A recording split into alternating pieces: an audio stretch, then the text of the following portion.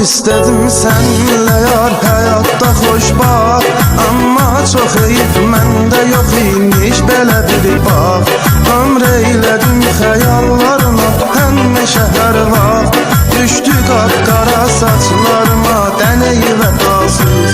Ömr eylədim xəyallarına həmişə hər vaxt, düşdü qapqara saçlarıma dənəy vəfasız.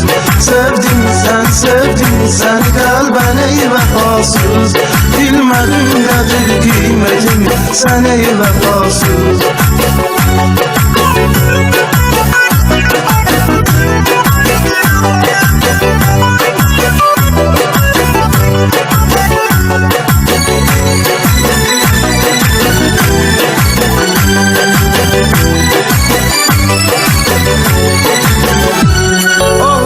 Sevincimi verdin qəmi izdirabı, çəkdim yolunda getdi hədər zülmü əzabı.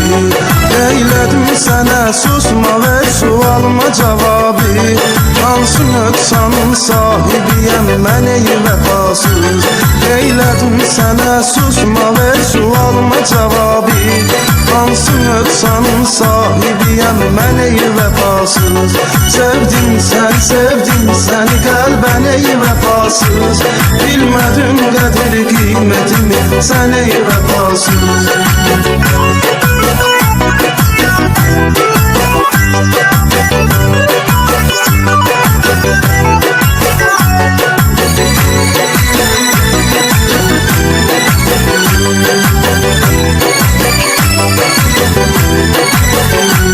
Görmədim heç həyatımda insan sənin kimi, heç kəs olunmaz ey ahı ceyran sənin kimi. Sən yalancı şeytan kimi, şeytan sənin kimi, aldın ağlımı başımdan sən ey vəfasız.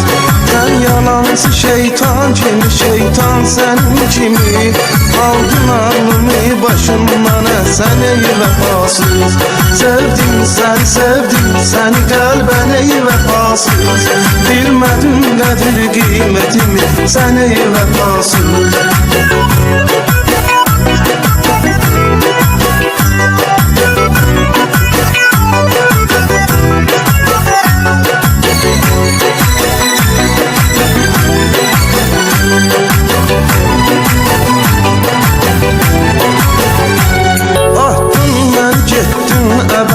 Ey gözəl pəri, bəs nə cür yadımdan çıxarım sənli günləri. Tərk eyləyib məni tək qoyub gedəndən bəri, dərd salıb dur ürəyimdə məskən ey vəfasız. Tərk eyləyib məni tək qoyub gedəndən bəri, dərd salıb dur ürəyimdə məskən ey vəfasız. Sevdim səni qəlbən ey vəfasız, bilmədim qədir qiymətimi sən ey vəfasız.